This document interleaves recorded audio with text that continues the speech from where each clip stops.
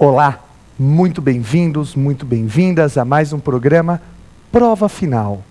Este programa é uma parceria entre a Rede LFG e a TV Justiça.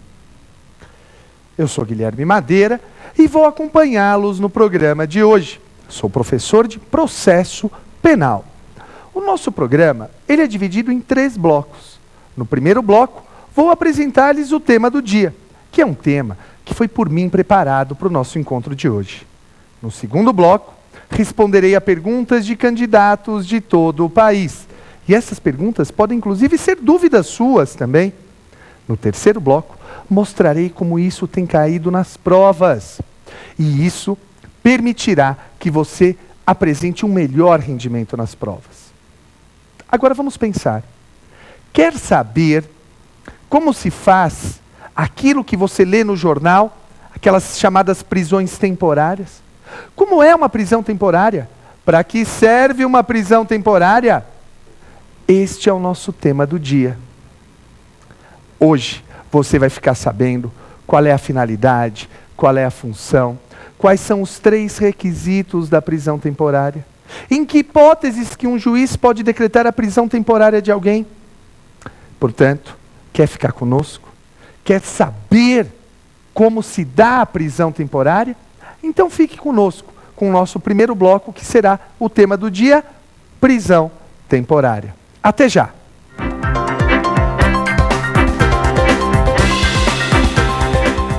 Muito bem, voltamos agora com o nosso primeiro bloco, tema do dia. Neste bloco, nós falaremos sobre a prisão temporária.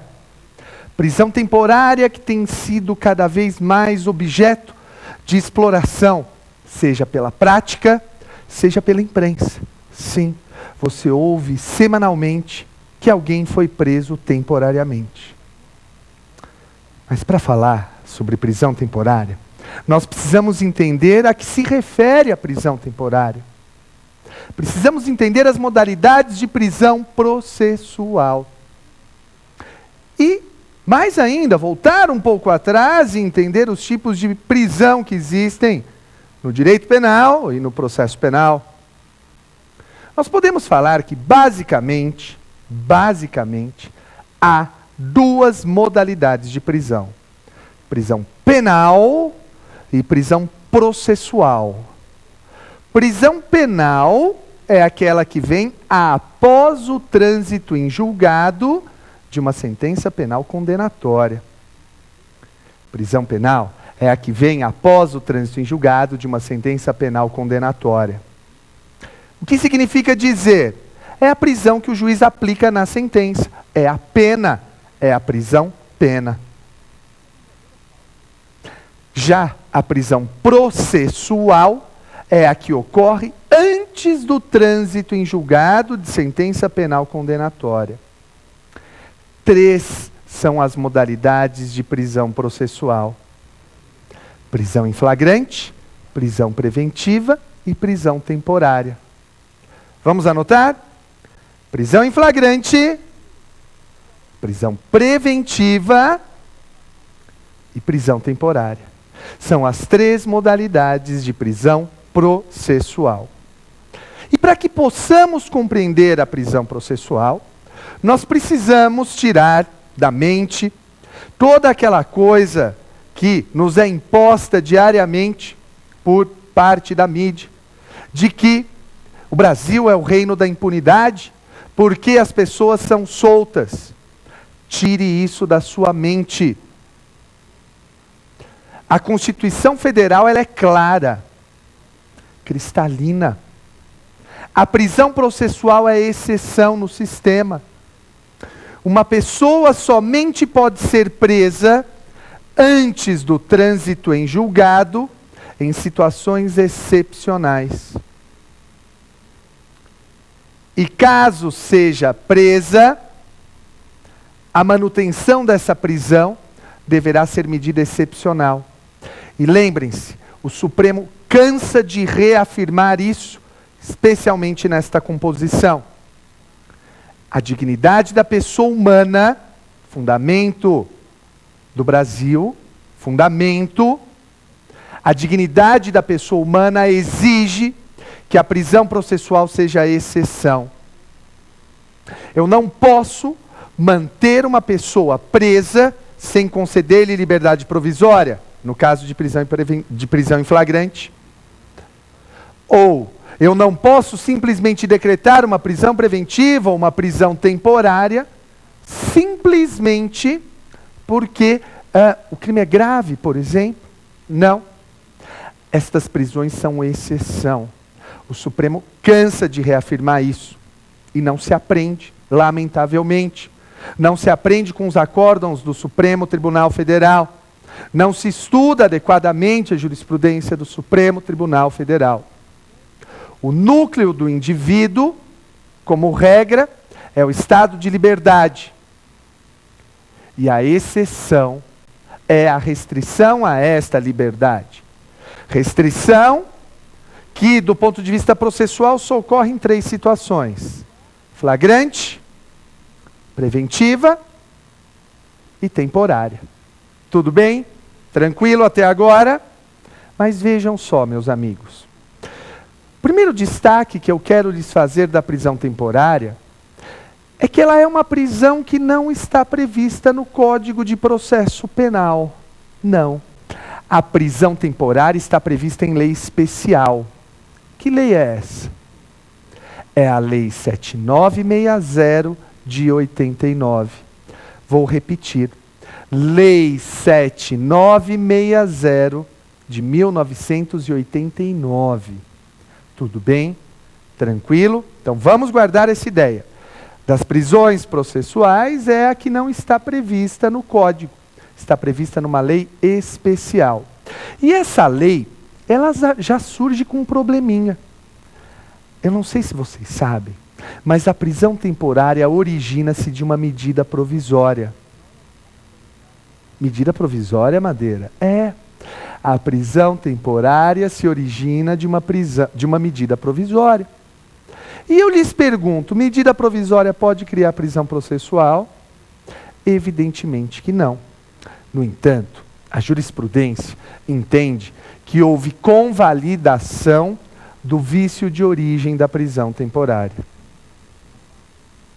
Portanto, em se tratando de prisão temporária, em termos históricos, ela surge de uma medida provisória, que depois é convertida em lei pelo Congresso Nacional. E a jurisprudência entende que esta conversão em lei convalidou o vício de origem da legislação. Tudo bem? Tranquilo?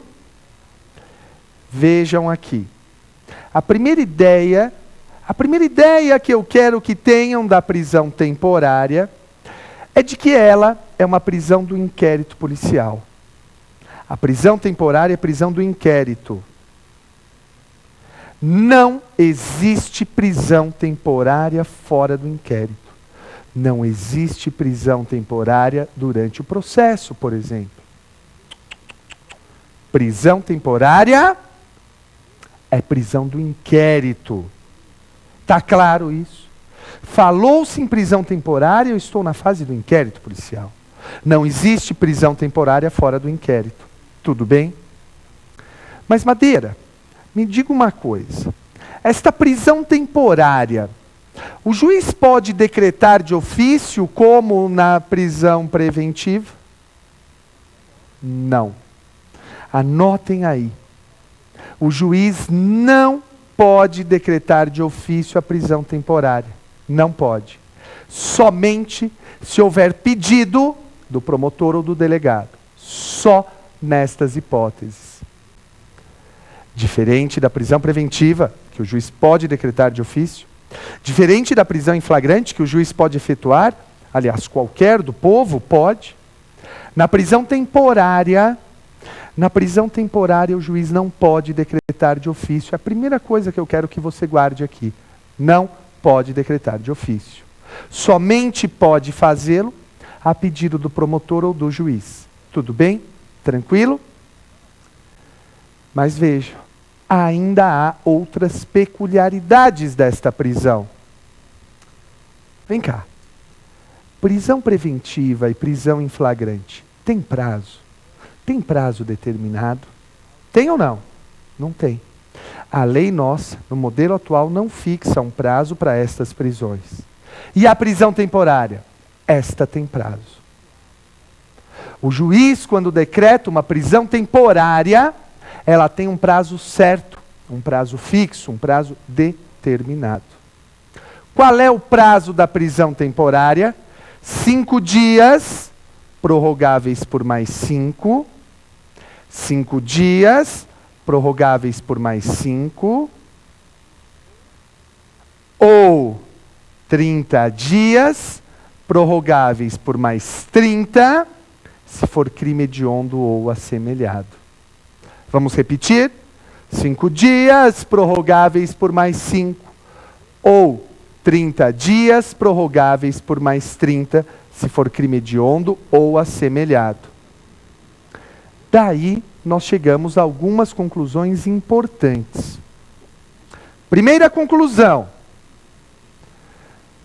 A prorrogação somente se dá em casos de extrema e comprovada necessidade. Anote aí, a prorrogação somente se dá em caso de extrema e comprovada necessidade. Isso é exigência da lei. Não se pode prorrogar a esmo em qualquer hipótese uma prisão temporária, não. Somente em casos de extrema e comprovada necessidade. Tudo bem?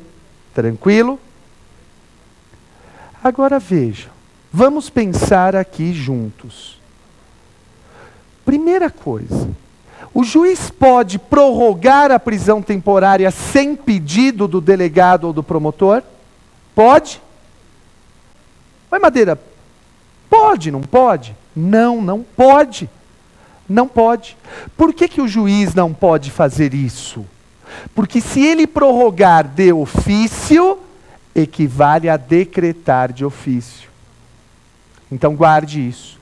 O juiz não pode prorrogar de ofício a prisão temporária. Tá claro? Tudo bem? Vejam, meus amigos, é muito importante que guardemos essa ideia. Da mesma forma que o juiz não pode decretar a prisão temporária de ofício, ele não pode prorrogá-la de ofício, somente se houver pedido do promotor ou do delegado. Tudo bem? Tranquilo? Segunda coisa, eu pergunto para os senhores, o juiz pode, ao decretar a prisão temporária, dizer assim: decreto a prisão temporária por 5 dias, desde logo prorrogáveis por mais 5, a critério da autoridade, por exemplo? Pode? Não pode. Não pode. O juiz não pode fazer isso. Somente ao final do primeiro prazo de 5 dias é que o juiz pode prorrogar se houver pedido. Tudo bem? Tranquilo? Então guardem essa ideia. O juiz somente pode prorrogar a pedido e ao final do primeiro prazo. Não pode, no decreto inicial de prisão temporária, prorrogá-la. Tudo bem? Tranquilo? Mas vamos avançar. Vamos avançar aqui em alguns aspectos ainda importantes quanto ao prazo. Vejam aqui. Vamos pensar juntos. Vencido o prazo de 5 dias, precisa expedir alvará de soltura? Precisa ou não? Não, não precisa. E por que não precisa? Porque a prisão temporária é uma prisão com prazo determinado. A prisão temporária é uma prisão com prazo determinado. Por isso que não precisa expedir alvará de soltura. Está claro isso? Tudo bem? Quanto ao prazo, portanto, vamos fixar aqui, fechar o nosso aprendizado. 5 dias prorrogáveis por mais 5, ou se for crime hediondo e assemelhado, 30 mais 30. A prorrogação somente se dá em casos de extrema e comprovada necessidade. E o juiz não pode prorrogá-la de ofício. Prorrogar de ofício equivaleria a decretar de ofício. Ok? Tudo bem? Ao final do prazo não precisa de alvará de soltura. Ele é solto automaticamente. Ok? Tudo bem? E lembre-se que a prorrogação somente em casos de extrema e comprovada necessidade. Madeira, você conversou comigo até agora, você me falou do prazo, você me falou que o juiz não pode decretar de ofício, mas você não me disse quando cabe a prisão temporária. Sim, não lhes disse, vou lhes dizer agora. A Lei 7960, no artigo 1º, tem 3 incisos. 3 incisos. Perdão. Tem 3 incisos. Você precisa saber se esses requisitos, se esses incisos são de requisitos cumulativos ou não. É isso que você precisa saber. Veja. Veja.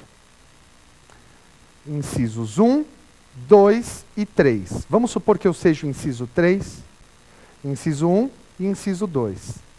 Primeiro eu quero que você grave na sua mente esta imagem. Inciso 1, inciso 2 e eu sou o inciso 3. O que diz a jurisprudência pacífica? Para se decretar a prisão temporária, precisa haver uma combinação de incisos. O 3 com o 1 ou o 3 com o 2. 3 com o 1 ou 3 com o 2. Sacou? Sacou? Madeira, quer dizer que o inciso 3 sempre existe? Sempre existe o inciso 3? Sim.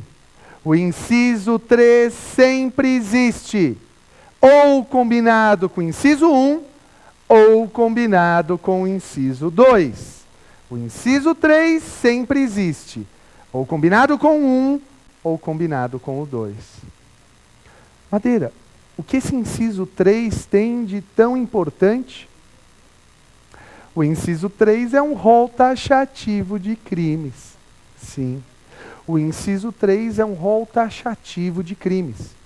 Eu só posso decretar a prisão temporária para os crimes que estejam expressamente previstos no inciso 3. Se não estiver previsto no inciso 3, não caberá prisão temporária. Madeira, você acha que eu preciso saber de cor estes crimes para as provas que eu for prestar? Lamentavelmente, eu acho que sim. Você precisa saber de cor quais são os crimes em que se admite a prisão temporária. Seja a prova da OAB ou concurso público, você precisa saber de cor. Vejam, meus amigos, vejam. Eu sei que não é fácil. Os crimes vão da letra A à letra O. Letra A até a letra O. Então vamos decorar alguns crimes. Eu vou te passar 3 crimes aqui. 3 crimes. O resto você decora. Tudo bem? Eu vou te passar os mais diferentes. Quadrilha ou bando admite prisão temporária. Quadrilha ou bando. Qual mais, Madeira? Tráfico de drogas. Tráfico de drogas. Crimes contra o sistema financeiro. Crimes contra o sistema financeiro. Então vamos repetir. Tráfico de drogas, quadrilha ou bando, crimes contra o sistema financeiro e epidemia com resultado morte. Epidemia com resultado morte. Gostaria que soubessem pelo menos esse. Porque o resto vem naturalmente. Homicídio, roubo, tudo bem? Então veja, rol taxativo de crimes do inciso 3, que eu quero que você decore. Crimes contra o sistema financeiro, quadrilha ou bando, tráfico de drogas e epidemia com o resultado morte. Tudo bem? Tranquilo? Mas, além deste inciso 3, que dá o rol taxativo de crimes, eu preciso combinar com o inciso 1 ou com o inciso 2.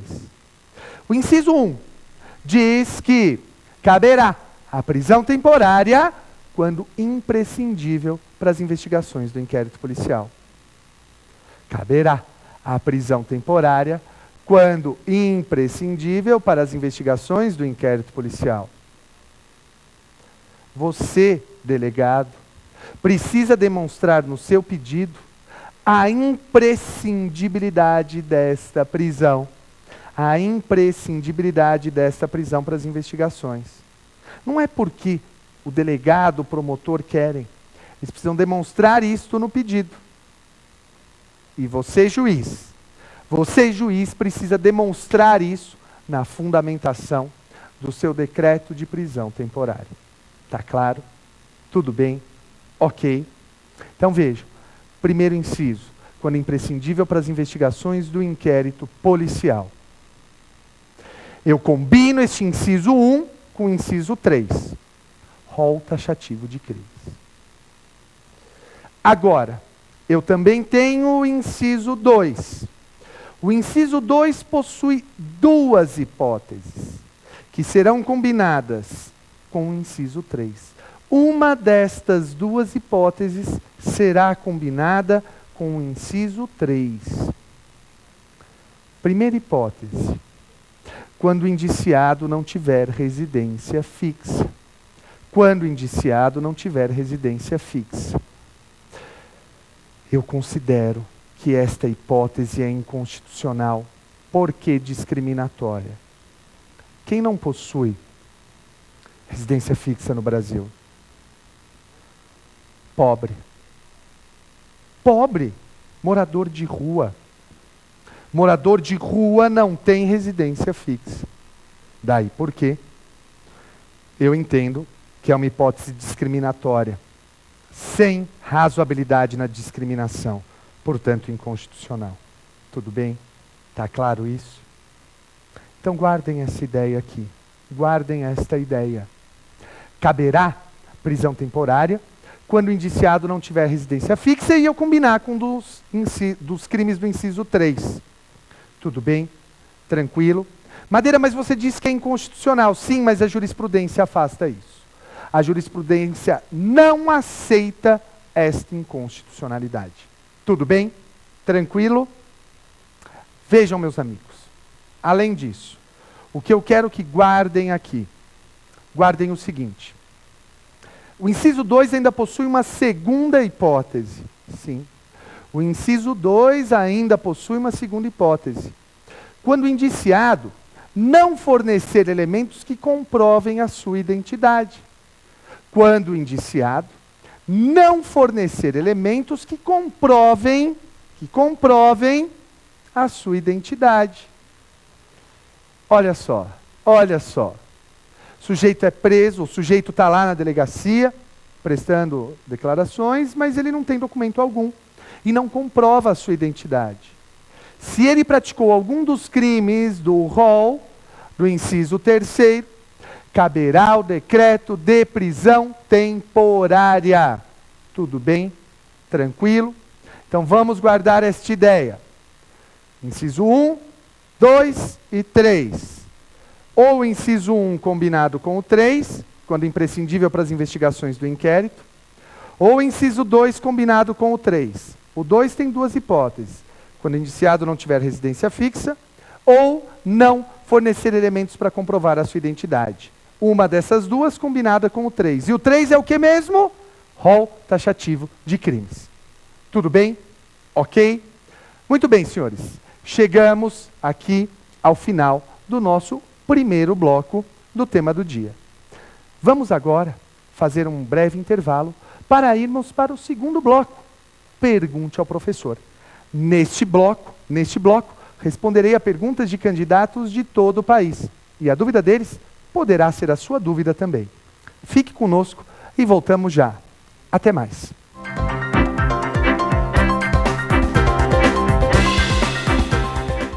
Muito bem. Voltamos agora com o nosso segundo bloco. Pergunte ao professor. Neste bloco eu vou responder a perguntas de candidatos de todo o país. São perguntas que podem inclusive auxiliar você que está aí nos assistindo e se preparando para suas provas de concurso ou para sua prova da OAB. Ou mesmo você que é um curioso do direito e que quer conhecer mais sobre prisão temporária.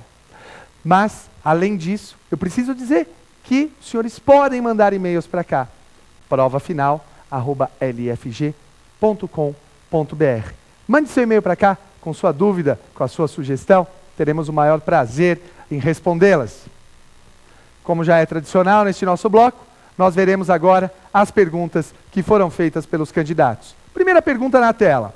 Professor, como se dá a prisão temporária? Como se dá a prisão temporária? Uma pergunta genérica que demanda várias ordens de observação. Primeira coisa. A primeira coisa que tem que ficar claro na mente de todos nós é que a prisão temporária, ela é exceção. Não existe prisão como regra no processo penal brasileiro. Prisão processual, verdade seja dita. Mas não existe prisão processual como regra no processo penal brasileiro. Veja, a Constituição diz que a regra é o estado de liberdade do sujeito, estado de liberdade do indivíduo. Então a primeira coisa é que a prisão temporária, ela é uma prisão excepcional. Por ser excepcional, o juiz precisa tomar muita cautela ao analisá-la. A prisão temporária somente poderá ser decretada em medidas excepcionais, expressamente previstas em lei. E como é que o juiz irá conseguir demonstrar, como é que ele irá demonstrar esta excepcionalidade? Na fundamentação, artigo 93, inciso 9 da Constituição Federal. Dizem alguns que a fundamentação, a motivação é a garantia das garantias. É inclusive a tese de titularidade do professor Antônio Magalhães Gomes Filho, uma brilhante tese aqui perante a Universidade de São Paulo, a USP aqui em São Paulo. Então veja, o juiz precisa fundamentar para demonstrar o motivo das opções por ele feitas. Está claro isso? Está bem entendido isso? Veja, portanto, que fique claro, que reste induvidoso. Quando você vê no jornal, o juiz negou a prisão. Quando você vê no jornal, o juiz não sabe o que está fazendo. Pense bem se ele não está cumprindo o mandamento constitucional, que diz que a prisão é exceção, o estado de liberdade é a regra. Agora veja, além disso, é preciso que se entenda outra coisa. É preciso que se entenda que para decretar uma prisão temporária, a lei exige determinados requisitos, que estão previstos no artigo 1º da lei. Este artigo, lembra-se, possui 3 incisos. Inciso 1, inciso 2, inciso 3. Como é que se dá a combinação destes incisos? 1 com o 3 ou 2 com o 3. Tudo bem? Tranquilo? Muito bem. Vamos ver então agora como é a nossa próxima pergunta. Aliás, qual é a nossa pergunta, nossa próxima pergunta do nosso amigo na tela. Professor, quem pode ser preso temporariamente? Quem pode ser preso temporariamente? Olhem só, essa pergunta um tanto quanto capciosa, porque a lei é clara. O indiciado, a lei diz, no caso do inciso 2, apenas o indiciado poderá ser preso temporariamente. No entanto, lamentavelmente, a jurisprudência rejeita essa opção. A jurisprudência rejeita isso. Fala que não há essa limitação quanto ao indiciado. E esse é um dos grandes problemas do processo penal brasileiro. Relega-se o indiciamento a um segundo plano, a um plano de menor importância. O indiciamento é fonte de direitos. Sim, fonte de direitos. E fonte de restrições. Entenda isso. Para algumas coisas, só o indiciado pode sofrer estas medidas restritivas. No meu modo de entender, no meu modo de sentir, especialmente quando se pensa na teoria da tipicidade processual, que foi por mim trabalhada no mestrado, quando se pensa na teoria da tipicidade processual, se verifica que deve-se observar o que diz especificamente a lei. E a lei diz o quê? Que só o indiciado poderá ser preso. mas a jurisprudência rejeita isso. Portanto, em princípio, qualquer pessoa suspeita de um inquérito policial pode ser presa, muito embora a lei fale em indiciado. Está claro isso? Tudo bem? Muito bem. Vamos ver na tela a nossa terceira pergunta do nosso amigo. Na tela. Professor, qual o prazo da prisão temporária? Qual é o prazo da prisão temporária? Ora, a prisão temporária possui 5 dias, se for crime comum, ou 30 dias, se for crime hediondo ou assemelhado. 5 dias, crime comum, 30 dias, se for crime hediondo ou assemelhado. Tudo bem? Guarde aqui ainda uma coisa importante. É uma prisão com prazo fixo, com prazo certo, com prazo determinado. Aliás, é a única prisão que possui prazo fixo, que possui prazo certo, que possui prazo determinado. Tanto que não há necessidade de expedição de alvará de soltura. Não. Encerrado o prazo da prisão temporária, solta-se o sujeito. O juiz não precisa expedir alvará de soltura. Tudo bem? Tranquilo? Muito bem. Preste atenção em mais um detalhe. Há uma controvérsia, e eu não acredito que isso vá ser perguntado em primeira fase, porque ela é relativamente geradora de insegurança. O delegado pede a prisão temporária, por exemplo, porque diz que é imprescindível para as investigações. O delegado diz isso.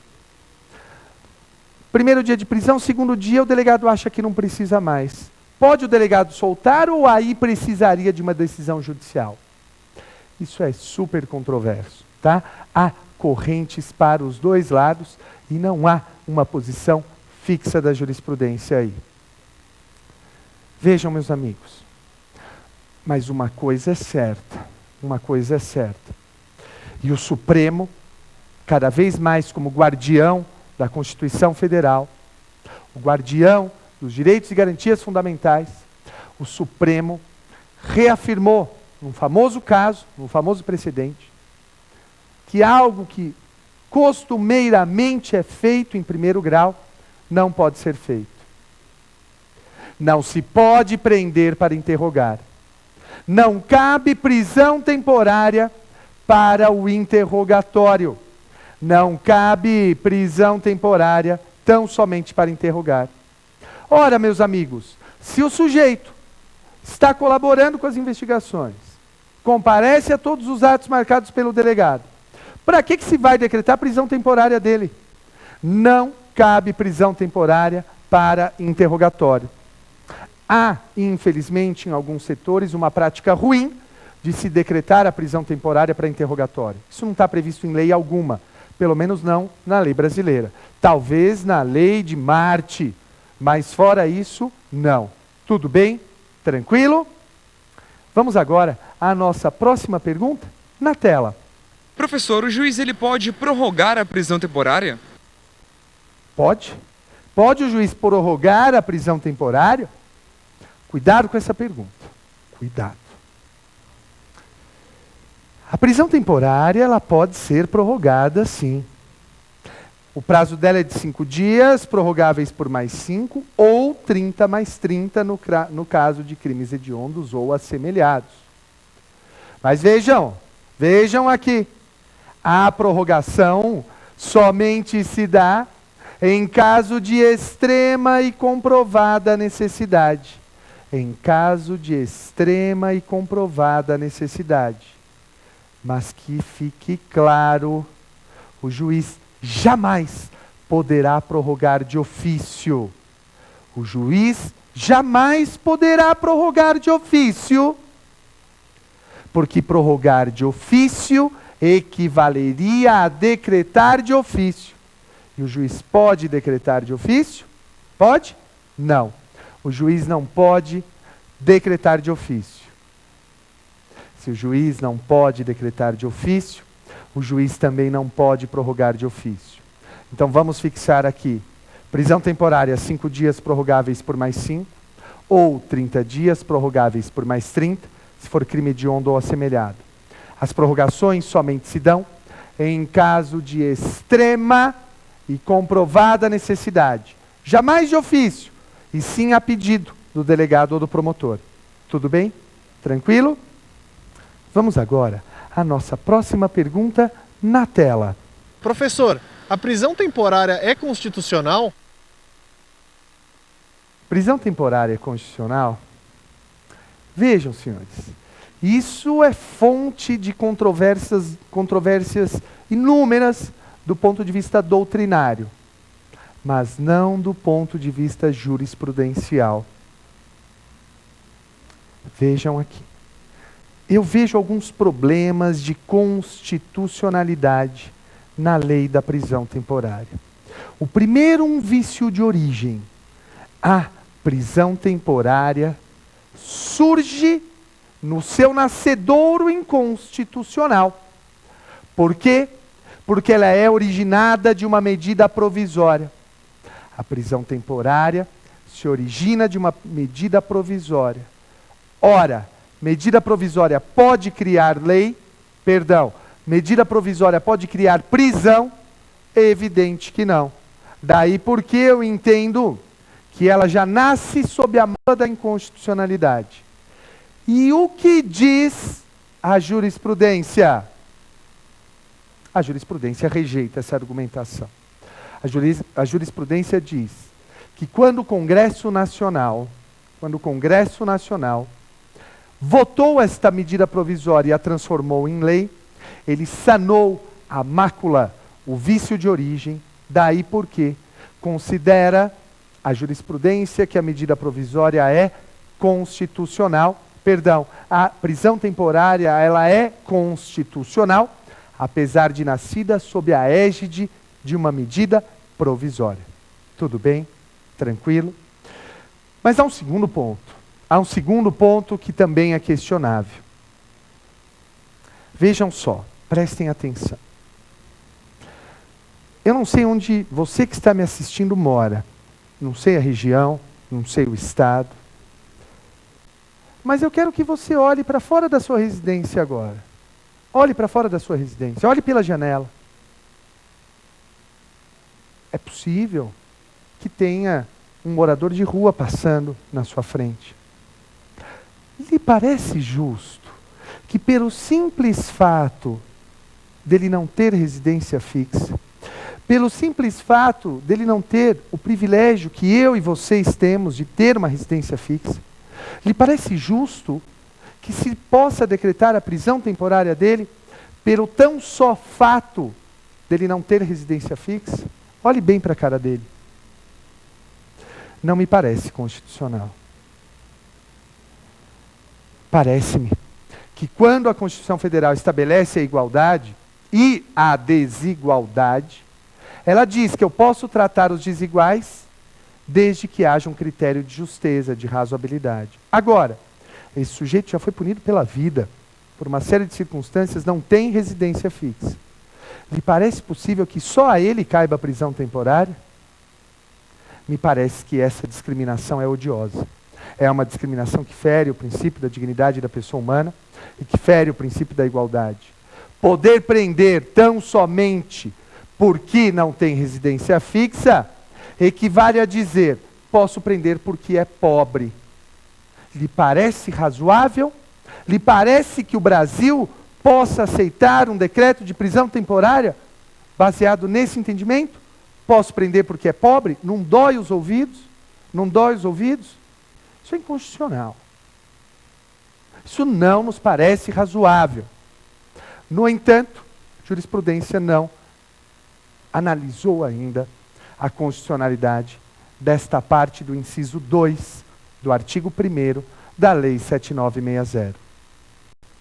Portanto, se lhe perguntarem numa prova teste se a prisão temporária é constitucional, evidentemente que sua resposta será sim. Sim. Agora, se for perguntado numa prova oral, numa prova escrita, pode fazer estes questionamentos. mas sempre ressalvando que a jurisprudência não reconhece a inconstitucionalidade da prisão temporária. Tudo bem? Tranquilo? Senhores, vamos fechar este bloco fazendo uma revisão do que aprendemos até agora nestes 2 blocos. Aprendemos que a prisão temporária é uma espécie de prisão processual. Aprendemos também que, como prisão processual, é a única que não está prevista no Código de Processo Penal. Está prevista numa lei especial, Lei 7960 de 89. Aprendemos ainda que é a única prisão que o juiz não pode decretar de ofício. A prisão temporária não admite que o juiz a decrete de ofício. Tem que ser a pedido do delegado ou do promotor. Também aprendemos que é uma prisão com prazo certo, com prazo fixo, com prazo determinado. 5 dias prorrogáveis por mais 5 ou 30 dias prorrogáveis por mais 30. A prorrogação se dá em casos de extrema e comprovada necessidade. A prorrogação somente se dá em casos de extrema e comprovada necessidade. E o juiz não pode prorrogar de ofício. Não pode. Por quê? Porque prorrogar de ofício equivale a decretar de ofício. Tudo bem? Aprendemos que a prisão temporária possui 3 requisitos. São 3 incisos, 1, 2 e 3. 3 rol taxativo. E eu preciso combinar o inciso 1 com o 3 ou o 2 com o 3. Tudo bem? Está claro isso? Dúvidas aqui? Portanto, senhores, para encerrar, eu quero deixar claro aqui. Prisão temporária é uma medida excepcional. É uma medida que, para que possa se respeitar o Estado democrático de direito, o juiz deve fundamentar a excepcionalidade desta medida. Tudo bem? Tranquilo? Senhores, chegamos agora ao final do nosso segundo bloco, que foi o Pergunte ao Professor. No terceiro bloco, eu responderei a 2 questões que já caíram em provas anteriores. E não se esqueça, se você tem alguma dúvida, mande o seu e-mail para nós, provafinal@lfg.com.br. Neste e-mail, mande sugestões, mande dúvidas para cá, nós teremos o maior prazer em atendê-lo. Portanto, quer saber como cai nas provas o tema da prisão temporária? Provas de primeira fase? Fique conosco e lhe ensinaremos isso na volta do intervalo. Até já.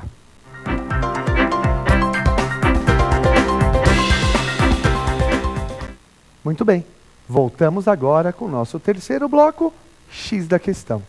Nesse bloco, eu vou responder a perguntas que já caíram em provas anteriores.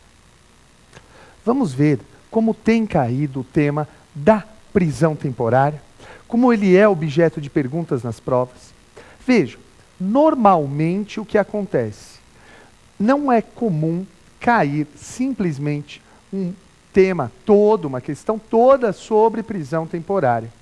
O normal é que a prisão temporária venha ligada a outros temas, normalmente de prisão. Então vamos ver esta primeira pergunta? Vamos lá? Acerca do Instituto da Prisão, assinale a opção incorreta. Incorreta. A prisão temporária não pode ser decretada de ofício e somente tem cabimento durante o inquérito policial. Está correto isso? Está correto. Prisão temporária não pode ser decretada de ofício. E ela só tem cabimento durante o inquérito policial. Tudo bem? Letra A correta. Vamos ver a letra B? As hipóteses legais para a decretação da prisão preventiva incluem a garantia da ordem pública, a conveniência da instrução criminal e o clamor público. Para aqui. Clamor público? Clamor público pode servir de base para decretar prisão preventiva? Nem aqui, nem na China. Clamor público não é hábil a decretar prisão preventiva. Portanto, esta letra B, ela é o X da questão. Mas vamos ver as outras assertivas? Vamos lá? Letra C. No crime de menor potencial ofensivo, em regra, não são admitidas a lavratura do auto de prisão em flagrante, nem a imposição de fiança, quando o autor do fato for encaminhado ao juizado. Essa é uma das características do juizado. Sim, não cabe prisão em flagrante quando for encaminhado ao juizado e se comprometer a comparecer perante o juiz na data que será marcada. Tudo bem? Letra D. A prisão penal é a que ocorre após uma sentença penal condenatória transitada em julgado e admite, preenchidos os requisitos legais, o livramento condicional. Letra D. Está correta a letra D também. Portanto, vamos ver? O X da questão é a letra B. As hipóteses legais para a decretação da prisão preventiva incluem a garantia da ordem pública, a conveniência da instrução criminal e o clamor público. Clamor público não é fundamento para se decretar a prisão preventiva. Tudo bem, senhores? Tranquilos? Vamos ver a próxima questão. Vamos lá? Acerca dos crimes hediondos, assinale a opção correta. Correta.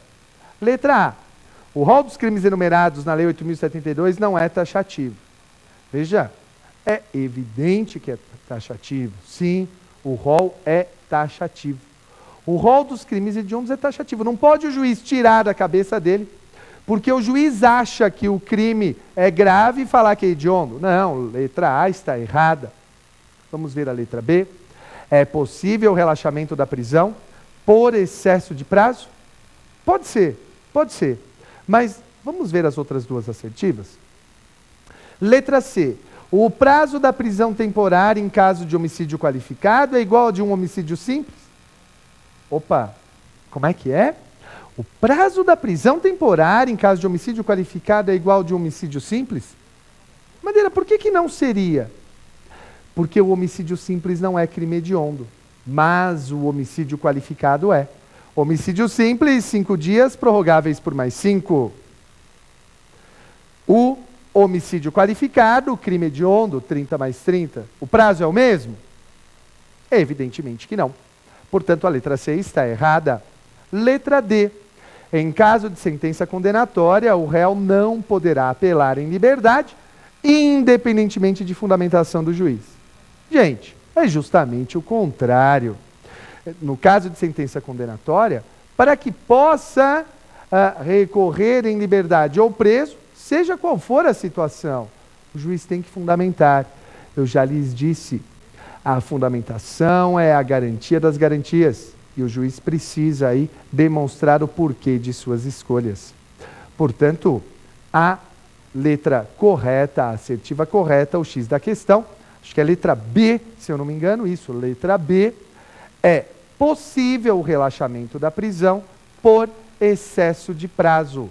É possível o relaxamento da prisão por excesso de prazo. Senhores, nós estamos chegando aqui ao final deste nosso programa Prova Final. E como tem sido tradicional, eu gostaria de falar com cada um de vocês aí que está me ouvindo. Queria tomar liberdade para falar um pouco da minha vida. Esse ano, completam 10 anos que eu passei no concurso da magistratura. Sou juiz há 10 anos e também completa-se 10 anos do falecimento da minha mãe. Minha mãe, que era professora de História de uma escola pública aqui no estado de São Paulo.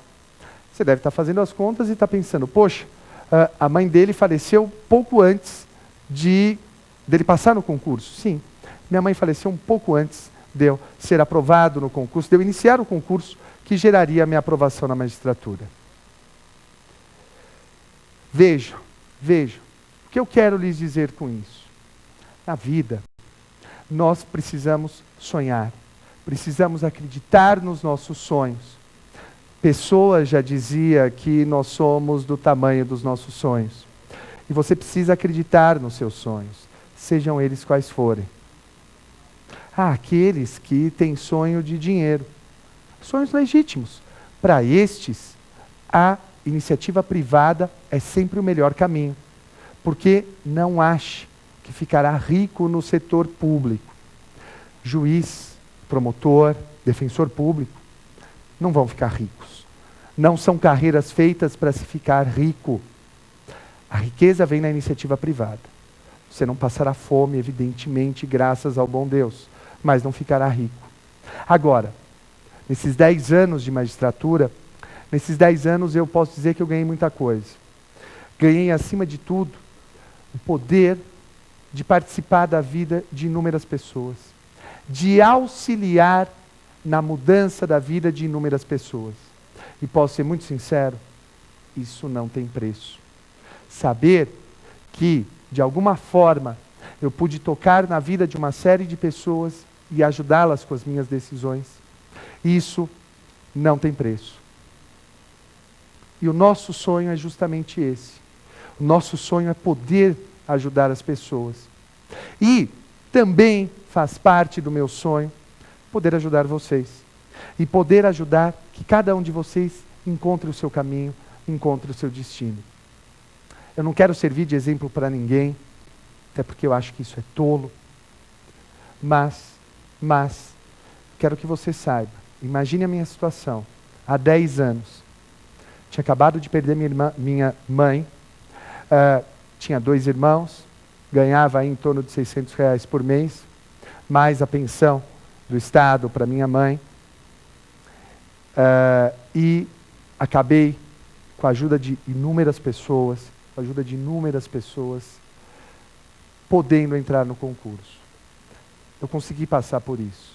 E você vai conseguir. Guarde na lembrança um ensinamento que minha mãe, Vera Madeira, sempre deixou quando era professora de história.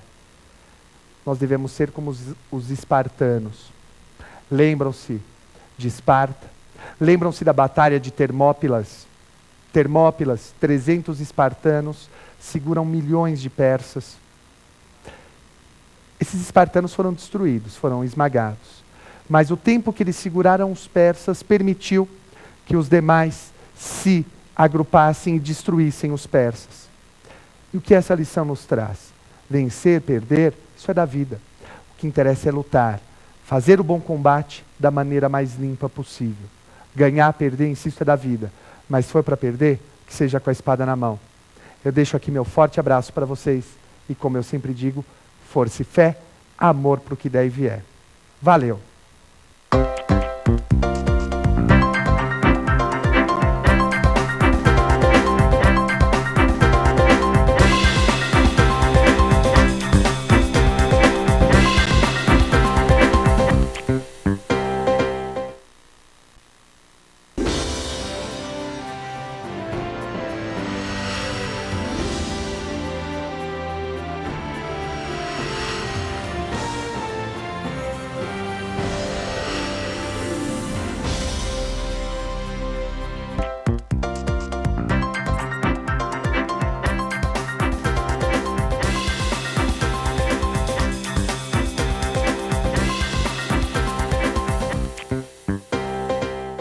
Olá, muito bem-vindos, muito bem-vindas a mais um programa Prova Final. Este programa é uma parceria entre a Rede LFG e a TV Justiça. Meu nome é Guilherme Madeira e tratarei com os senhores hoje sobre o sistema geral do Estatuto da Criança e do Adolescente.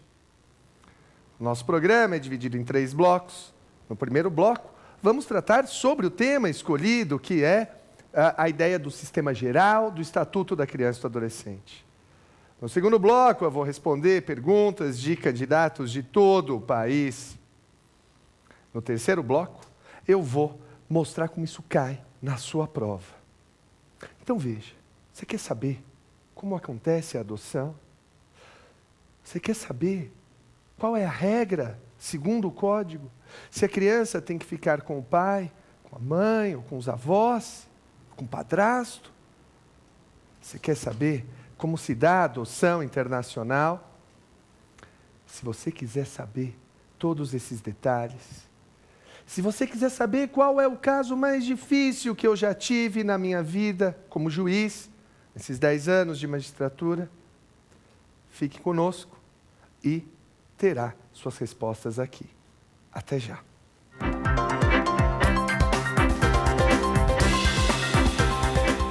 Muito bem, então agora nós vamos comentar sobre o nosso tema do dia. E vamos falar sobre o sistema geral do Estatuto da Criança e do Adolescente. Mas antes, para poder compreender esse tema, é preciso que compreendamos quem é a criança e quem é o adolescente e quando se aplica o Estatuto. O Estatuto está previsto na Lei 8.069 e essa é a lei que rege nossas crianças e adolescentes, como regra. Criança, para o Estatuto, é a pessoa que tem até 12 anos incompletos. Anote aí. Criança, para o Estatuto, é a pessoa que tem até 12 anos incompletos. Já o adolescente é aquele que tem entre 12 e 18 anos. O adolescente é o que tem entre 12 e 18 anos. Criança é aquela que tem até 12 anos incompletos. E adolescente é o que tem entre 12 e 18 anos. Como regra, o Estatuto se aplica somente a estas pessoas.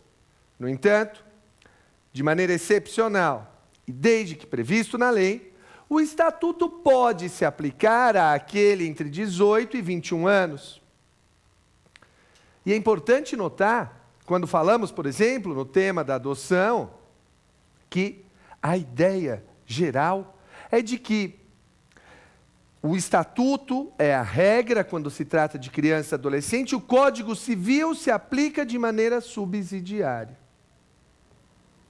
Mas avancemos no nosso tema de hoje, considerações gerais sobre o Estatuto da Criança e do Adolescente. Vejam, vamos lembrar como é que é a estrutura do ECA. O ECA, ele prevê uma série de direitos fundamentais à criança e ao adolescente. Entre esses direitos fundamentais está a ideia do estado de filiação. Sim, a criança e o adolescente possuem direito imprescritível. Possuem direito personalíssimo ao seu estado de filiação. E o tema que diretamente se liga a isso, é a questão da investigação de paternidade. A criança nasce, a mãe registra, e o pai? Como é que o pai pode fazer o registro dessa criança? Veja, nós temos aqui alguns dos temas mais difíceis no atual sistema brasileiro. Existe uma lei que trata do reconhecimento de paternidade. O pai pode reconhecer junto com a mãe, lá no hospital, ir no cartório, fazer o reconhecimento, lavrar o assento de nascimento, isso daí não há problema. O pai também pode reconhecer em testamento, ainda que de maneira indireta. Sim. Agora presta atenção. O pai reconheceu no testamento que fulano é filho dele. Imagine o Darth Vader reconhecendo no testamento: eu reconheço que Luke Skywalker é meu filho. Preste atenção num detalhe. O testamento, ele não pode ser feito e refeito a toda hora? Pode. Só que tem um detalhe. O reconhecimento de filho é irrevogável. Se ele reconheceu no testamento, ainda que o testamento seja revogado, se ele reconheceu no testamento, ainda que ele revogue o testamento, esse reconhecimento continua valendo. Ele revoga o testamento, mas o reconhecimento é válido. Tá ok? Muito bem. O que mais que é preciso saber? É preciso saber de uma ação contrária, que é a ação negatória de paternidade. Pode o pai promover ação para que o juiz diga que ele não é pai? Como é que é, Madeira? O sujeito consta lá da certidão de nascimento da criança como pai. Ele pode promover uma ação para que o juiz diga que ele não é pai e retirar o nome dele do registro? Depende. Vamos pensar em duas situações distintas? Primeira situação. Primeira situação, o sujeito reconhece que é o pai da criança, sabendo que não é. Por amor à mulher ou qualquer coisa que o valha, ele reconhece, sou o pai de Zezinho, mas ele sabe que ele não é o pai biológico dessa criança. Se ele reconheceu que era o pai, sabendo que a criança não era filha dele, ele não pode promover essa ação negatória de paternidade. Se ele reconhece que é o pai, sabendo que não é, ele não pode promover a ação negatória de paternidade. Agora, se ele foi enganado, se ele não sabia que era o pai, que não era o pai, melhor dizendo, ele pode promover a ação negatória de paternidade. Ou seja, ele pode promover a negatória de paternidade, segundo o STJ, se houver vício do consentimento. Tá claro? Ok? Muito bem. E nós temos aqui alguns temas que são efetivamente complicados, que eu quero só chamar a atenção dos senhores. Imaginem a seguinte situação que ocorre hoje em mais de um fórum do Brasil. Você é pai de uma criança. E você descobre, você é pai na certidão de nascimento. E você descobre que, na verdade, você não é o pai biológico dessa criança. A mãe separa de você, pega o seu filho e vai viver com o pai biológico da criança. E aí, eles te impedem de ver a criança. A pergunta que eu faço é: você tem direito a ver essa criança? Você tem direito a continuar no registro dessa criança? Porque eu imagino, se eu descobrisse que minha filha não é minha filha de sangue, a gente não consegue virar a chavinha e dizer eu não amo mais. Eu iria querer continuar sendo pai da criança, porque sou efetivamente. E aí? Não há julgados dos tribunais superiores sobre isso. Mas essas ações que eu mencionei estão ocorrendo no Brasil todo. E é um tema para ficar muito atento, porque deve haver algum julgamento próximo de tribunal superior sobre isso. Fique atento. E por quê? Como eu decidiria esse caso, eu como juiz? Eu mandaria deixar os dois pais no registro. Sim, os dois pais. Por que não? Vejam, em sede de Estatuto da Criança e do Adolescente, vale a ideia da chamada proteção integral. O que é a proteção integral? A doutrina da proteção integral é uma doutrina que se coloca em oposição à doutrina da situação irregular. Antes se entendia que a criança e o adolescente só mereciam proteção se estivessem numa situação irregular. Isso não existe mais.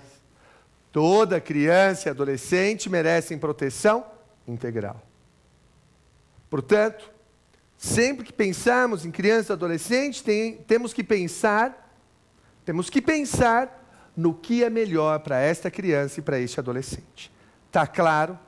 Ok? Mas vamos continuar. A regra é que a criança e o adolescente cresçam no seio de sua família, em um ambiente livre e isento de tráfico de drogas, de drogas, melhor dizendo. Essa é a ideia. A regra é que a criança fique com a sua família. Só de maneira excepcional eu posso tirar a criança de uma família. De maneira excepcional. Vejam, senhores, 3 são as formas, perdão, 3 são as formas de se colocar a criança ou adolescente em família substituta. Família substituta, como o nome diz, é aquela que substitui a família natural. Eu posso colocar em família substituta de 3 formas. Anote aí: guarda, tutela e adoção. Vamos refazer? Anote aí: guarda, tutela e adoção. São as 3 formas de colocação em família substituta. Puxa uma chavinha nos 3 e escreva assim: medidas excepcionais. São medidas excepcionais. Porque o legislador brasileiro, ele quis que a criança crescesse com a sua família natural. E só de maneira excepcional ela fosse colocada em família substituta. Quer notar uma outra coisa? E para o estrangeiro? Para o estrangeiro, só cabe uma modalidade de colocação em família substituta. Para o estrangeiro, somente cabe colocação em família substituta por meio da adoção. Só por meio da adoção. Tá claro isso? Tudo bem? Então veja aqui. Nós já definimos o que é criança e adolescente, criança até 12 anos incompletos, adolescente de 12 a 18. Já definimos também o princípio da proteção integral. Toda criança merece proteção. Definimos ainda os direitos e garantias fundamentais do estado de filiação. O reconhecimento de paternidade é irrevogável. Se for feito em um testamento, ainda que se revogue o testamento, a parte do reconhecimento continua válida.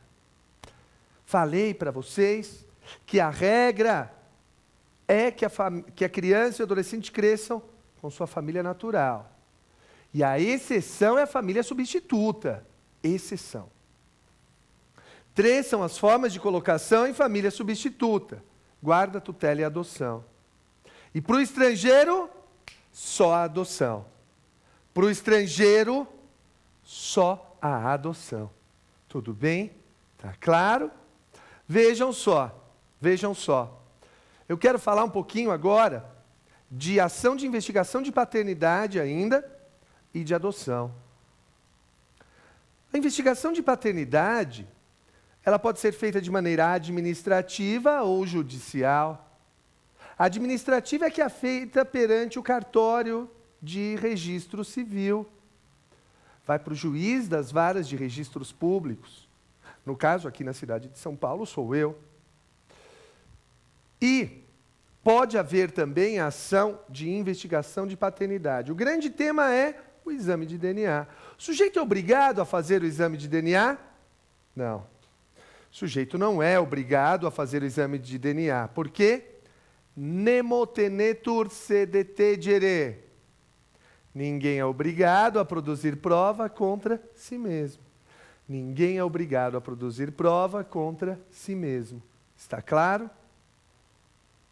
Mas, não fique aí, você que é réu numa ação dessa, todo animado. Eba, não vou fazer o exame de DNA.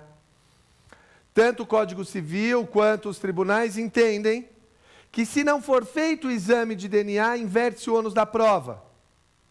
E aí você que tem que provar que não é pai. Senão seria muito fácil, não é verdade? Ocorre a inversão do ônus da prova. E aí a pessoa que tem que provar que não é o pai. Tá claro? Beleza? Ok. Adoção. Vejam, senhores, o que eu queria que soubessem da adoção? Queria que entendessem na adoção que ela é uma forma de colocação em família substituta e que essa adoção ela tem alguns requisitos, seja no Código Civil, seja no Estatuto da Criança e do Adolescente. Então, qual é a idade mínima para que alguém possa adotar? Qual a idade mínima? O ECA, Estatuto da Criança e do Adolescente, colocava 21 anos. Só que o Código Civil mudou isso. Anote aí. A idade mínima para adotar é 18 anos. 18 anos, segundo o Código Civil.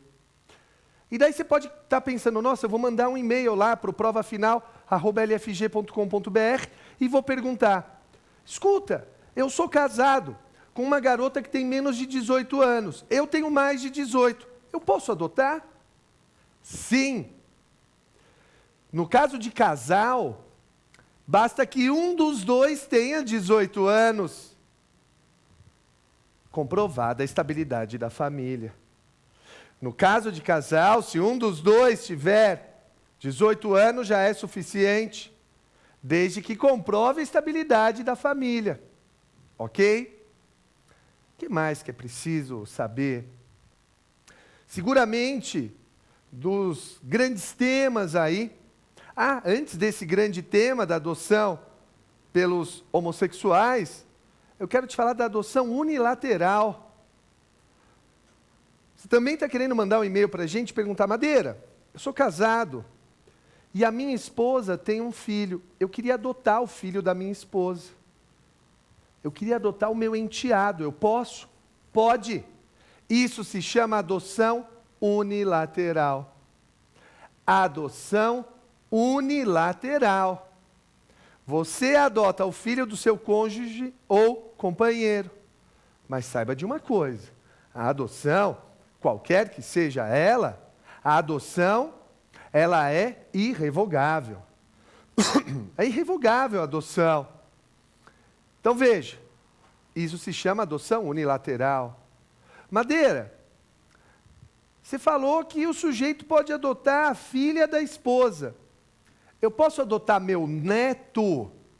Não. Não pode. O Código proíbe, o Estatuto e o Código Civil proíbem duas adoções. Os ascendentes não podem adotar os descendentes, avô não pode adotar neto, e os irmãos não podem se adotar. Eu não posso adotar o meu irmão.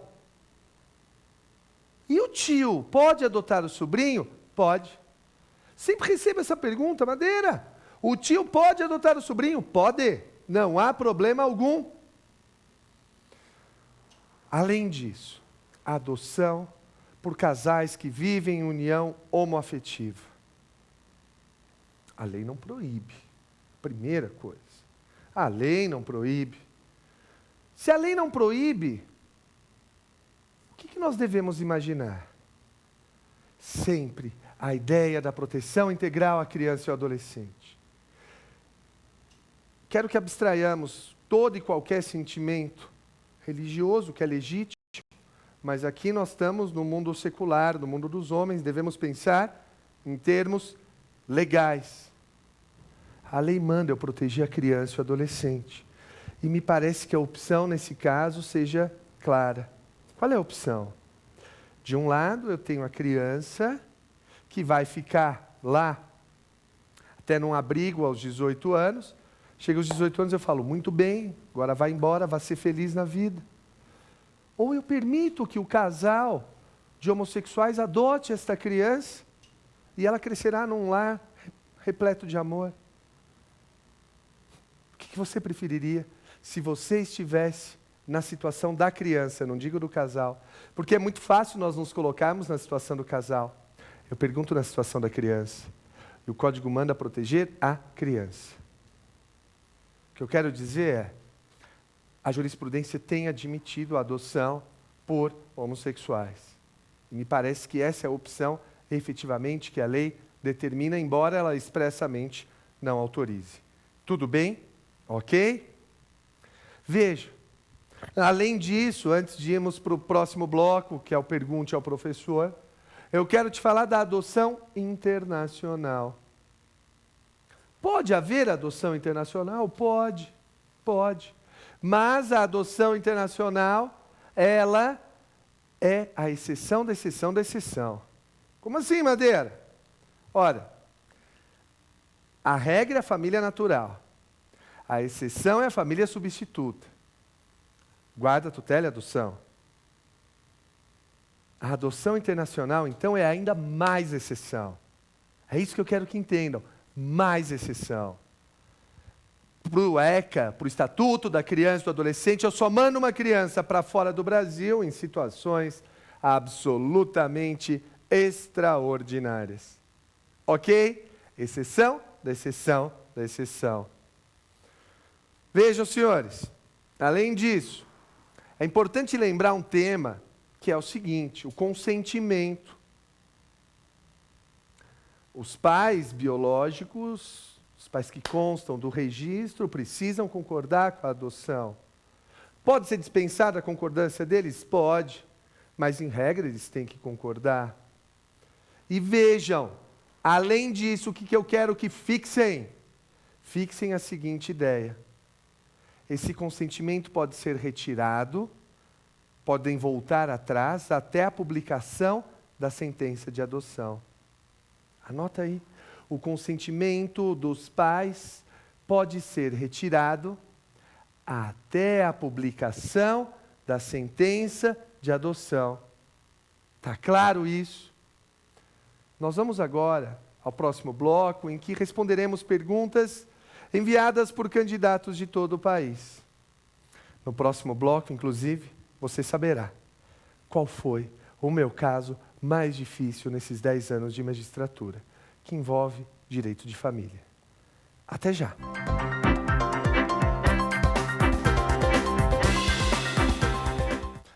Muito bem, voltamos agora com o nosso segundo bloco, Pergunte ao Professor. Mas você também pode perguntar para nós. Basta que mande um e-mail, provafinal@lfg.com.br. E, qualquer outra dúvida, visite o nosso site, www.lfg.com.br. Vamos então à primeira pergunta na tela.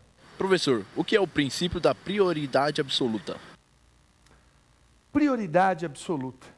Esse princípio previsto no Estatuto da Criança e do Adolescente significa o reconhecimento de que a criança deve ser tratada, como o próprio nome diz, com prioridade, a criança e o adolescente. Então, por exemplo,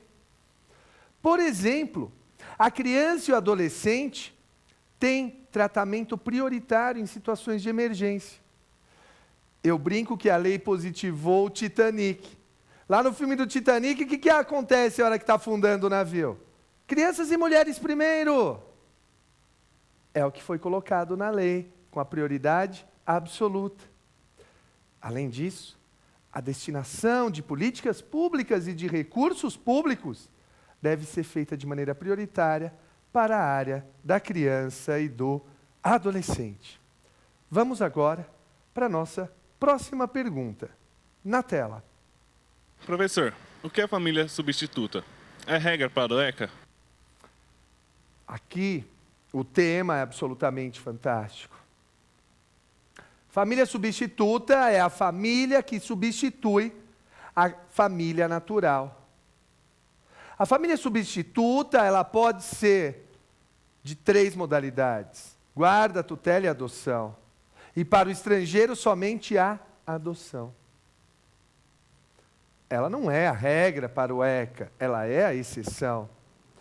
E quando eu penso em família substituta, eu penso no meu caso mais difícil como juiz em 10 anos de carreira, que eu completo agora, nesse 2009.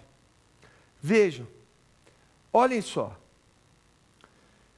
Eu me vi numa situação, porque normalmente se pensa, o difícil como juiz é julgar casos criminais complicados, ou casos de corrupção. Não. O que eu sinto é que o difícil da minha profissão é justamente o fator humano, do drama, da tragédia humana. Na adoção, quando não houve destituição do pátrio poder, ou do poder familiar, que é o termo técnico, embora no ECA conste pátrio poder, na adoção tem que haver a destituição do poder familiar, precisa de um processo. Ou o promotor move, ou quem quer adotar move essa ação. E a criança, normalmente, ela está em um abrigo. Eu peguei uma situação envolvendo justamente este tema. Havia uma criança num abrigo e 2 casais diferentes. 2 casais diferentes visitaram a mesma criança. E os 2 pediram a adoção dessa criança. 2 casais pediram a adoção da mesma criança. E eu me vi numa situação absolutamente inusitada. Porque normalmente, nas cidades, existe um cadastro de adoção. E tem que se seguir a ordem do cadastro. Nenhuma das pessoas que estava no cadastro na cidade onde eu era juiz, nenhuma destas pessoas queria adotar esta criança. E os 2 casais que pediram a adoção não estavam no cadastro. Perdão. Eu poderia muito bem ter usado um critério. Quem chegou primeiro, quem pediu primeiro. Mas uma coisa tão importante quanto essa não poderia jamais ser resolvida por um critério tão simplório. Quem chegou primeiro? Lembra da proteção integral e da prioridade absoluta? Tem que pensar nos interesses da criança. Só que aí o drama aumentava. Ambos os casais, ambos os casais eram absolutamente perfeitos, absolutamente ótimos. Eu não poderia dizer que um casal era melhor ou pior do que o outro, porque ambos eram perfeitos.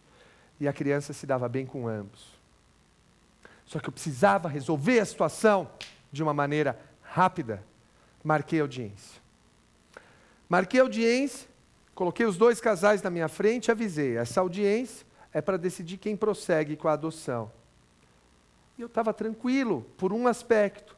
Porque eu sabia que fosse qual fosse minha decisão, o casal que perdesse iria recorrer.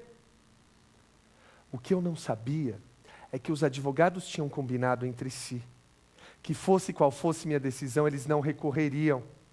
Eles iam deixar eu decidir do jeito que eu quisesse.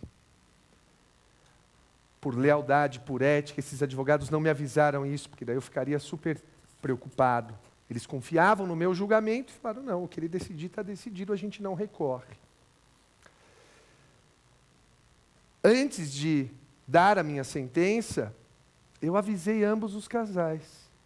Eu olhei para esses casais e disse, eu preciso alertá-los de algo. Há uma suspeita de que esta criança seja fruto de um relacionamento entre irmãos. E, como a mãe tem algum grau de deficiência mental, essa criança pode ter deficiência também. Os senhores mesmo assim querem continuar na adoção? Ambos os casais disseram, sim, queremos. Puxa vida. O meu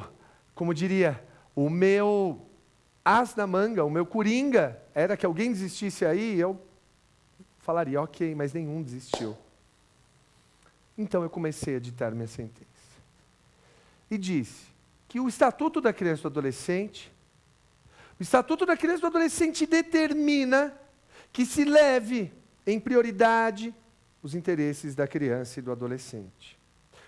Só que naquele caso, eu não poderia fazer isso, porque ambos os casais eram perfeitos, e a criança se dava bem com ambos. Vejam, disse então aos casais que na noite anterior, quando deitei na cama, eu imaginei cada um dos casais chegando em sua residência, tendo perdido a ação. E imaginei o primeiro casal chegando na sua residência triste e tendo um filho para abraçar, para prantear, para chorar junto com esse filho. E imaginei o segundo casal. Imaginei o segundo casal que não tinha nada, não tinha filhos. E que, portanto, eu dava à criança, permitia que continuasse com o processo de adoção àquele casal. Nisso, as 2 mães e os 2 pais começaram a chorar, porque entenderam. E eu terminei a sentença e olhei nos olhos do casal que perdeu a ação. Olhei nos olhos deles. E lhes disse: senhores, eu nunca fiz o que vou fazer agora e rogo a Deus que seja a minha última vez, minha primeira e última vez. Eu peço aos senhores perdão por esta sentença. Eu acredito que ela é justa, mas os senhores têm todo o direito do mundo de não achar que ela é justa. Eu nunca pedi perdão por uma sentença e eu peço aos senhores perdão por esta sentença. Daí saí e fui lá chorar no meu gabinete. Eu, então, com 25 anos, já tinha 2 anos de magistratura, eu passei na época era possível ser juiz com 23 anos, eu fui aprovado com 23, 25 anos decidindo esse caso. Um caso que me marcou muito e que me fez perceber que por vezes a técnica não resolve. É preciso partir para outros campos do conhecimento humano. Mas só para que não fiquem sem a história completa. A vida é algo absolutamente fantástico. Exatos 1 ano depois, quando eu estava para me promover desta comarca, sabe o que aconteceu? Eu tive o privilégio de, para o casal que perdeu e para quem eu pedi perdão, tive o privilégio de poder conceder a adoção de uma outra garota para este casal que perdeu. Exatos 1 ano depois, quase me promovendo desta comarca. Então, a área da infância e da juventude é uma área fantástica, mas é uma área que, por vezes, ela dá um desgaste muito grande. Você que está me assistindo, você que pensa em seguir nessa área, é uma área absolutamente rica de experiências humanas, absolutamente fantástica. Mas é uma área que te exige muito, mas muita serenidade. Essa eu acho que é a melhor palavra, serenidade. Ok? Vamos para a próxima pergunta? Na tela. Professor, como se trata o tema da adoção internacional no ECA? Adoção internacional no ECA, como já lhes disse aqui no primeiro bloco, ela é uma medida excepcional. A adoção naturalmente já é excepcional, mas a adoção internacional é a exceção da exceção da exceção. Só em situações extraordinárias. Veja, para fixar bem, se eu tiver um casal nacional e um casal estrangeiro em igualdade de condições, segundo o ECA, quem deveria receber a adoção? O nacional. Adoção estrangeira, medida excepcional. Está claro? Tudo bem? Muito bem. Vamos à próxima pergunta. Professor, como se dão as autorizações para viagens de crianças e adolescentes em território nacional? Curioso, porque esse é um tema que eu acho muito rico e ainda não foi objeto de pergunta em prova. A autorização para viagem nacional. O colega perguntou aí, como é que se dá autorização para viagem nacional de criança e adolescente? Adolescente não precisa de autorização para viajar, só criança. Anote aí. Adolescente, é o artigo 83 do ECA, não precisa de autorização para viajar, só a criança. Então veja, se te falarem, Julieta, adolescente apaixonada, foge de Manaus para Santa Maria, no Rio Grande do Sul, e viaja de ônibus por esse período todo. Essas companhias de ônibus cometeram alguma ilegalidade? Não. A autorização para viagem é só da criança, não da ou do adolescente. Tudo bem? Ok? E a criança? A criança, como regra, ela precisa da autorização para viajar. Como regra, a criança precisa. Ela não vai precisar quando? Quando estiver com os pais, evidentemente. Quando for comarca contígua. O que é comarca contígua? Uma do lado da outra. Por exemplo, São Paulo e São Bernardo do Campo, cidades vizinhas. Se tiver com tio ou com os avós, desde que haja comprovação documental desse parentesco. Além disso, também é possível obter-se do juiz uma autorização válida por 2 anos. Já pede autorização direto para o juiz por 2 anos. Tá claro? Ok? Vamos para a próxima pergunta? Na tela. Professor, como se dão as autorizações para a viagem de crianças ou adolescentes para fora do território nacional? Tá vendo a diferença? Uma coisa é a viagem nacional, outra coisa é a internacional. Na viagem internacional, aí precisa da autorização do juiz como regra. Anote aí, anote, escreva aí. A viagem internacional, regra, precisa de autorização do juiz. E mais do que isso, abrange tanto criança quanto adolescente, abrange os dois. Anota aí. Precisa de autorização tanto do juiz, precisa de autorização do juiz, tanto para criança quanto para adolescente. Tá claro isso? Ok? Madeira, mas eu e minha esposa viajamos para o exterior e não precisamos de autorização? Sim. Porque é dispensável a autorização quando tiver com ambos os pais. Não há necessidade dessa autorização quando estiver com ambos os pais. Tá claro? Ok? Vejam, senhores. O tema da criança e do adolescente é um dos temas fundamentais dos dias modernos. Eu quero que guardem sempre e muito bem essa ideia que eu lhes mencionei aqui. Porque hoje, nesse segundo bloco, nós vimos temas fundamentais. E eu quero aprofundar ainda nesse segundo bloco, e o faço agora, o tema da adoção. Quero lhe chamar a atenção para mais alguns detalhes. Primeiro detalhe. Adoção post-mortem. Adoção pós-mortem, Madeira. Eu não conheço o latim, mas está parecendo adoção pelo morto. É. O morto pode adotar? Pode. Como? O morto pode adotar desde que tenha iniciado o processo de adoção e ele tenha demonstrado de maneira inequívoca que ele queria adotar.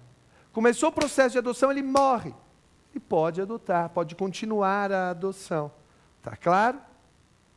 Além disso,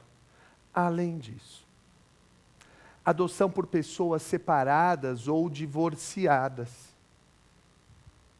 Madeira, o casal divorciado, o casal separado pode adotar? Pode. Desde que observem 2 requisitos.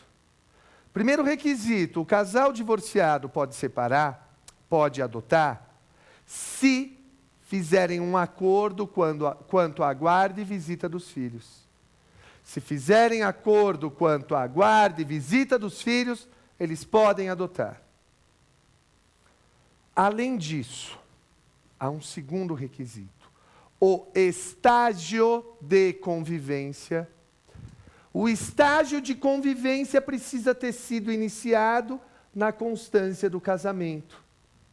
O estágio de convivência precisa ter se iniciado na constância do casamento.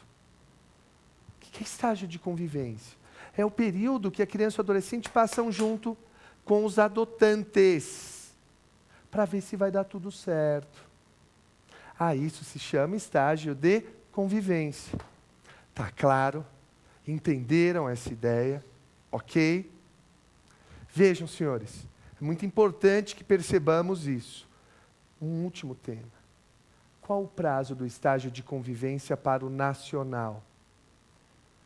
Para o nacional é o prazo que o juiz fixar. Para o nacional é o prazo que o juiz fixar. Madeira, o juiz pode dispensar o estágio de convivência? Pode. Quando que o juiz dispensa o estágio de convivência? Quando a criança tiver menos de 1 ano de idade, menos de 1 ano. Ou quando a criança e o adolescente já estão juntos do casal adotante há tanto tempo que você já sabe que vai dar tudo certo. Entenderam isso? Tá claro? Senhores, encerramos o nosso segundo bloco. Nós vamos agora ao próximo bloco, que é o bloco do X da questão. Nesse segundo bloco, tivemos o Pergunte ao Professor. Vocês também podem perguntar a nós. Basta mandar o e-mail para provafinal@lfg.com.br ou visite o nosso site www.lfg.br. Agora, nós vamos ao próximo bloco, que é o X da questão. Fique conosco, voltamos já.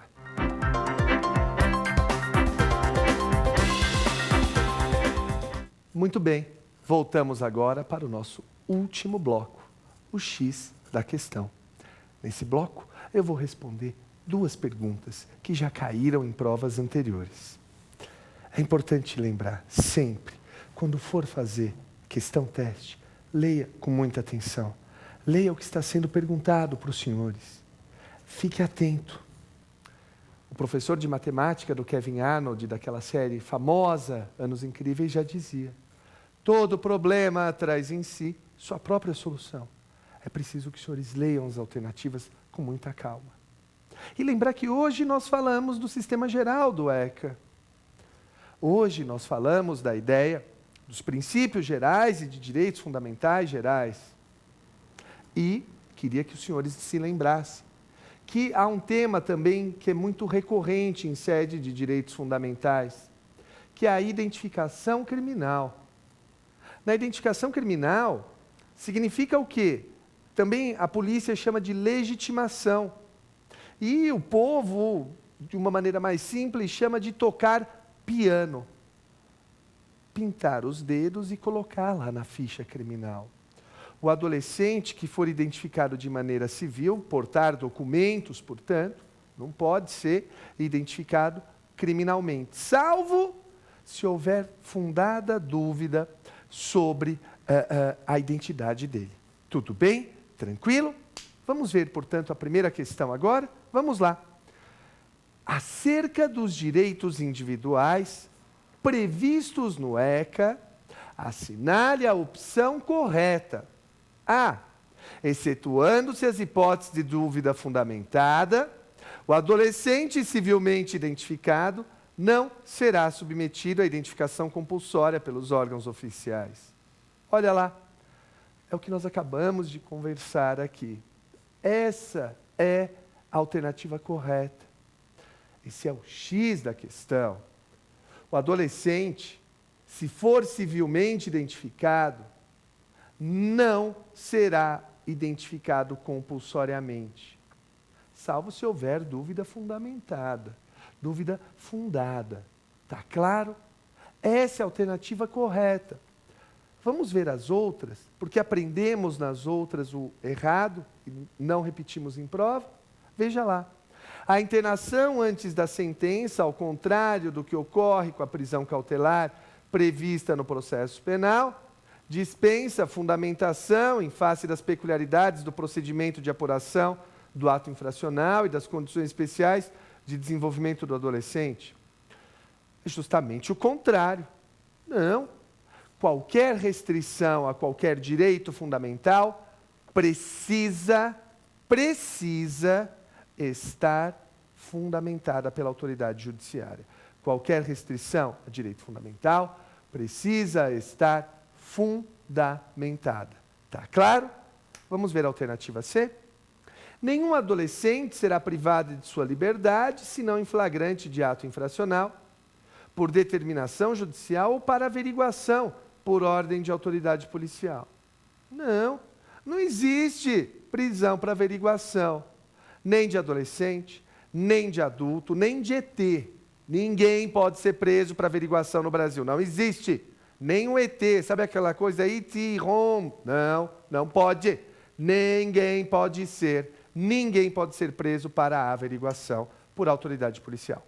Tudo bem? Ok? Vamos ver a letra D? A internação antes da sentença, ocorrida durante o procedimento de apuração do ato infracional, não tem prazo máximo pré-estabelecido. Já está errado. Qual que é o prazo máximo pré-estabelecido? 15 dias. Perdão, 45 dias. 45 dias, anote aí. Internação provisória, o prazo máximo é de 45 dias. Tudo bem? Portanto, o X da questão, volte lá, alternativa A. Este é o X da questão. Excetuando-se as hipóteses de dúvida fundamentada, o adolescente civilmente identificado não será submetido à identificação compulsória pelos órgãos oficiais. Vamos para a próxima questão agora? Vamos lá?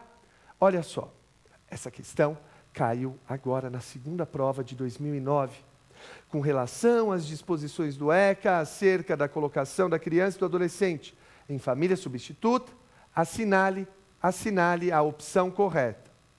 Vamos ver a primeira alternativa.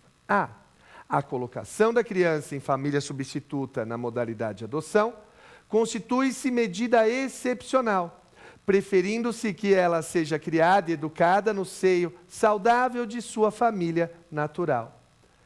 Vejam só, não parece aquilo que a gente conversou? A regra é a família natural, a exceção é a família substituta. Portanto, essa alternativa pode ser a correta. Há grandes chances de que ela seja a correta. Mas vamos ver as outras alternativas? Veja lá. Letra B. A guarda destina-se a regularizar a posse de fato, e uma vez deferida pelo juiz, não pode ser posteriormente revogada. Está errado, pode sim. A guarda pode ser revogada a qualquer tempo. Qualquer tempo. Então, está equivocada a letra B. Letra C. Somente a adoção constitui forma de colocação da criança em família substituta? Não. Já te expliquei. Quais são as formas de colocação em família substituta? Tutela, guarda e adoção. E para o estrangeiro, somente adoção. Somente adoção, no caso do estrangeiro. Tá bom? Vamos ver a letra D. O guardião não pode incluir a criança que esteja sob sua guarda como beneficiária de seu sistema previdenciário, visto que a guarda não confere à criança condição de dependente de guardião. É o contrário do que estabelece o ECA. A guarda confere sim, é a chamada guarda para fins previdenciários, ou guarda previdenciária. Confere sim, é letra expressa do ECA. Portanto, o X da questão é a alternativa A. A colocação da criança em família substituta, na modalidade adoção, constitui medida excepcional, preferindo-se que ela seja criada e educada no seio saudável de sua família natural. Gente, o que eu gostaria que fixássemos hoje e que deixássemos muito bem marcado? Nessa aula sobre o sistema geral do ECA, é importante lembrar sempre a ideia da família natural como regra e da família substituta como exceção. É importante lembrar também que a ideia toda, a ideia básica do ECA é de proteção à criança e ao adolescente. Principalmente dada a ideia da proteção integral e dada a ideia da prioridade absoluta. Esses são os principais focos, os principais princípios que devem ser observados em se tratando de criança e adolescente. Também gostaria que lembrassem que a família substituta é medida excepcional e que a adoção é uma forma de colocação em família substituta que rompe por completo os laços com a família natural. E para encerrar, eu queria te dizer que nessa altura do campeonato, eu sei que os senhores podem estar cansados, alguns até, talvez, desanimados, mas eu queria que ficassem firmes na luta. Vencer, perder, isso daí é da vida. E a sua hora de vencedor vai chegar. Sim, vai chegar. Todos passam, todos são aprovados, menos os que desistem.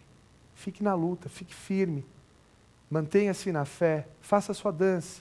Eu tenho certeza que você vai chegar no seu objetivo. Nós estamos aqui torcendo para você. Estamos aqui do seu lado.